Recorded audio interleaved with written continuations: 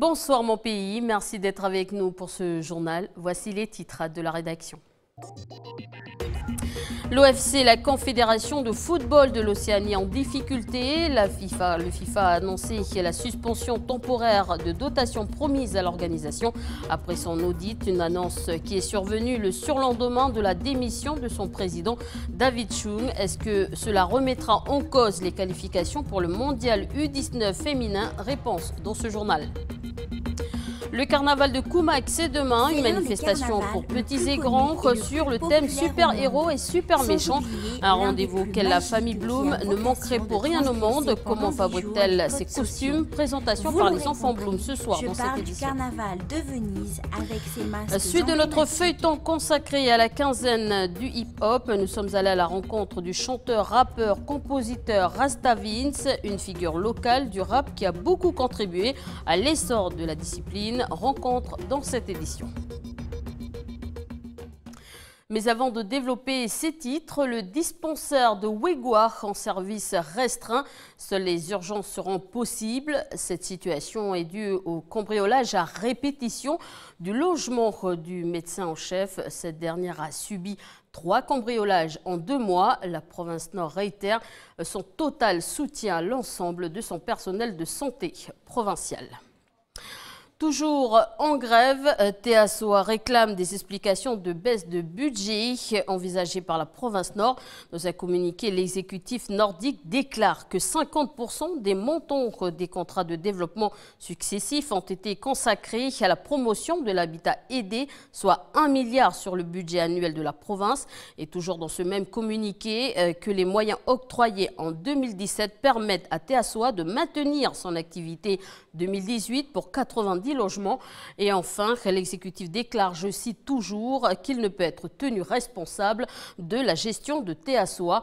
Et d'ailleurs, dans notre émission Bienvenue dans la bande, on revient en détail sur la grève et sur le travail que TSOA a mené toutes ces années avec Aurélie Niaoutine, Stéphanie Marlier et l'invité Charlie Souriau, porte-parole de TSOA. Sport, il était le président de la Confédération de football d'Océanie. David Chung a présenté sa démission de l'organisation vendredi dernier.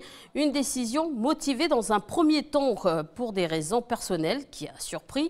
Mais la révélation ce week-end par le quotidien New York Times de suspicion de corruption visant M. Chung vient éclairer différemment cette décision. C'est un audit commandé par le FIFA qui aurait mis à jour l'affaire au cœur du scandale de cette maison de football située au cœur d'Auckland, en Nouvelle-Zélande. Si une première phase du chantier avait été achevée en 2015, restaient encore des bâtiments à construire, un projet qui pèse près de 2 milliards de nos francs. Le problème, David Chung et son secrétaire général de l'époque auraient attribué à ce chantier, sans faire d'appel d'offres, à des entreprises inexpérimentées. Une enquête est en cours. Alors, Jamie, il semble que suite à ce scandale, donc nous t'accueillons dans cette édition, l'OFC a choisi de ne pas remplacer dans l'immédiat son président. Mais qu'en est-il de l'organisation des événements prévus cette année par l'OFC? Alors, bonsoir Élise, bonsoir à tous. Pour répondre à ta question, Élise, toutes les qualifications mondiales FIFA et les phases finales de la Ligue des champions d'Océanie qui se déroulent actuellement, toutes ces compétitions se dérouleront comme prévu, pas de changement.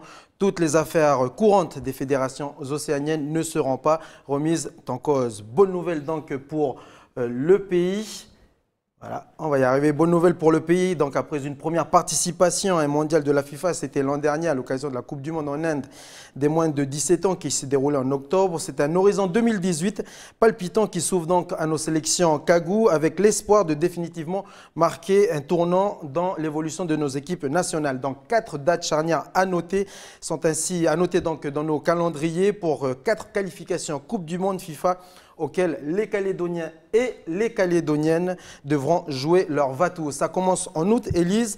Alors les premiers à tenter leur chance dans la quête d'une participation à un mondial FIFA, ce seront les moins de 19 ans Kagou. Ils s'envoleront donc destination Tahiti du 4 au 18 août prochain. On retrouvera sans aucun doute le groupe qui a participé à la Coupe du Monde l'an dernier en Inde en octobre dernier, la Coupe du Monde des moins de 17 ans.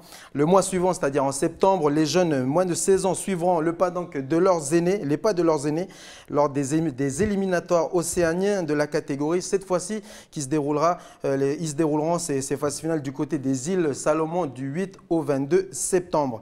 Et enfin, pour clôturer ces phases éliminatoires OFC, notre équipe nationale féminine senior que l'on voit ici, qui s'est entraîné ce week-end au complexe technique de Païta. Donc notre équipe nationale participera à la Coupe nationale de l'Océanie 2018. C'est une première pour le football Kagou puisque cette compétition se déroulera ici au pays du 17 au 30 novembre prochain. Donc pour résumer, pour conclure, Élise, ce fiasco auquel est confronté actuellement l'OFC, même si une enquête est en cours, eh bien, n'aura aucun impact sur l'organisation et le calendrier FIFA OFC en partenariat avec la Fédération calédonienne de football ici. Donc rassurez-vous, pas de panique, les compétitions auront bien lieu, Élise. Merci Jamie pour toutes ces précisions. Nous restons dans le Pacifique. À peine remis des dégâts du cyclone meurtrier Josie qui a fait 5 morts, Fidji vient de subir le passage de Kenny. C'est le 3e cyclone tropical de la saison et comme vous voyez sur ces images, sur l'île de Kadavu, donc des dégâts ont été répertoriés. Si le cyclone de catégorie 3 s'éloigne de Fidji, il se dirige vers le sud, mais ce n'est pas une menace pour le pays, selon Météo France. En bref, la TGC devrait être reportée au 1er janvier 2019 après, bien sûr, discussion du projet de loi proposé par le gouvernement au Congrès. Dans un communiqué, le gouvernement déclare que ce report permettra, je cite, d'effectuer les derniers ajustements, comme par exemple finaliser les accords de compétitivité ou encore le dispositif de remboursement des taxes à l'importation sur les stocks acquis. Le carnaval de Koumak, c'est demain une nouvelle occasion pour Christine de montrer ses talents de création et pour les enfants de s'amuser. Si la famille participe tous les ans au carnaval de Koumak et ce depuis 7 ans, les enfants Bloom ont décidé de nous présenter en avant-première leurs costumes. Cette année, c'est le thème du carnaval est sur les super-héros et les super méchants. Le reportage d'Anissa Toussi. Non, je préfère les chaussettes. Ninja, c'est pas avec des bottes. Bah regarde, quand tu regardes bien, on dirait des bottes. Ah non, laisse tomber. On dirait qu'il a que 2 doigts de pied. Oui, bon, je vais pas coudre les doigts de pied à Ryan pour faire en sorte qu'il en a que 2. Hein. Ryan, le fils de Christine, a choisi de se déguiser en Ninjaka, le super méchant des pyjamasques. Si vous avez des enfants, vous l'avez sans doute reconnu avec son costume bleu à points blancs. Franchement, en fait, je ne vois pas ce que vous leur trouvez à ces pyjamas machin chouettes. Vous savez, c'est beaucoup plus marrant d'être un ninja. Le petit garçon a hâte d'enfiler son costume, mais il n'est pas encore terminé. Sa maman attaque les finitions aujourd'hui. N'ayant reçu aucune formation de couture, Christine a appris sur le tas et s'est beaucoup aidée d'Internet. Je me suis plongée dans la couture parce que déjà j'ai eu ma fille. Son premier costume, en fait, c'est une personne de Koumak, une vraie couturière de Koumak qui l'avait fait. Et quand j'ai regardé le truc, je me suis dit, mais attends, mais t'es pas plus bête qu'une autre. Je suis sûre qu'il y a moyen que tu fasses quelque chose, quoi. Bon, ça va pas être au top du top, mais ce sera quelque chose de forcément bien, quoi. Et du coup, voilà, je me suis lancée dedans et puis je suis super contente, quoi, parce que j'apprends plein de choses et puis quand je vois voilà, les étoiles dans les yeux de mes enfants, là, je suis super contente, quoi. Depuis 5 ans, à chaque carnaval, elle confectionne elle-même les tenues de ses enfants et a une technique bien à elle pour prendre les mesures. Oh bah c'est pas compliqué, hein. J'ai posé le tissu par terre et puis je lui dis bah allez vas-y couche-toi. Et puis voilà quoi. On a découpé tout autour. Ladybug, appelée aussi Marinette dans le dessin animé Miraculous, est l'héroïne que Lena a décidé d'incarner.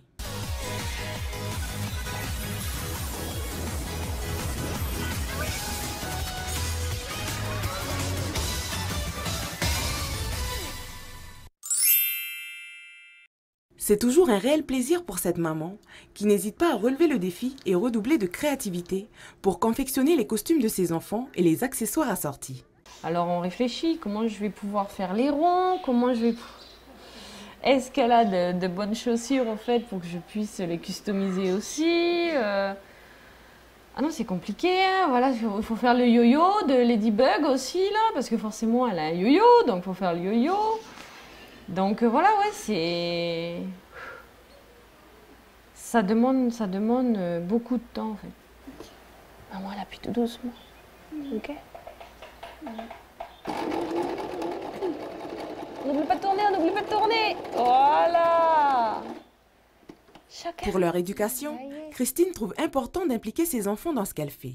La jeune maman a mis 1 mois pour réaliser les 3 tenues. Quant au masque, une maquilleuse s'en chargera 1 heure avant le défilé de demain. Merci beaucoup. Faire quoi?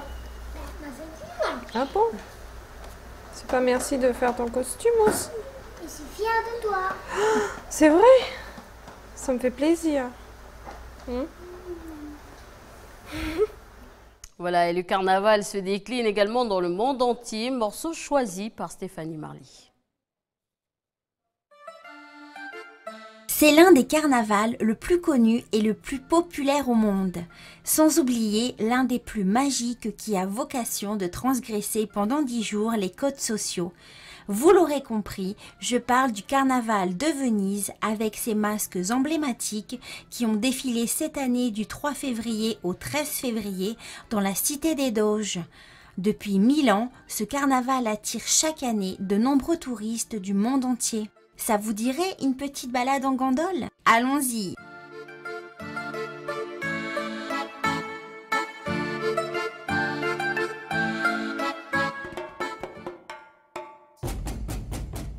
Direction à présent le Brésil. Et oui, nous allons parler du carnaval de Rio qui s'est déroulé cette année du 9 février au 18 février. Ce dernier attire tous les ans des milliers de touristes nationaux et étrangers. Il s'agit du plus grand événement du Brésil après le réveillon du Nouvel An. La particularité de ce carnaval, c'est son organisation gigantesque. En effet, les écoles de samba se préparent pendant toute une année pour y participer. Contrairement au carnaval de Venise, c'est une fête de luxe qui n'est pas accessible à tout le monde, même aux participants qui doivent économiser toute une année.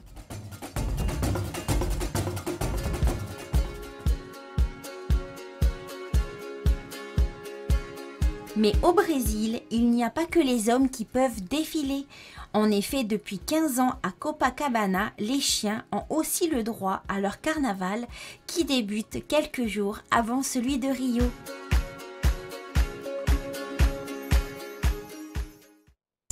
La quinzaine de hip-hop se poursuit au pays. Et ce soir, dans notre feuilleton, nous allons nous intéresser à Rasta Vince. Il travaille au Rex, à Nouméa, plus précisément au studio, la fabrique numérique dans lequel il enregistre toutes les semaines de nombreux projets musicaux et permet à des jeunes talents locaux d'émerger sur scène. Donc certains d'entre eux font eux-mêmes partie de la troupe qui sillonne actuellement le pays. Dans le cadre de Mix en Bouche, Prosper Poigou pourra nous montrer une des facettes de son métier, le mixage. Et vous verrez, les jeunes sont conquis, mais on me dit visiblement que le sujet ne passera pas, donc vous pourrez le découvrir sur notre page Facebook de Calédonia. C'est la fin de cette édition. Merci de votre attention. Je vous souhaite une très bonne soirée et je vous retrouve demain.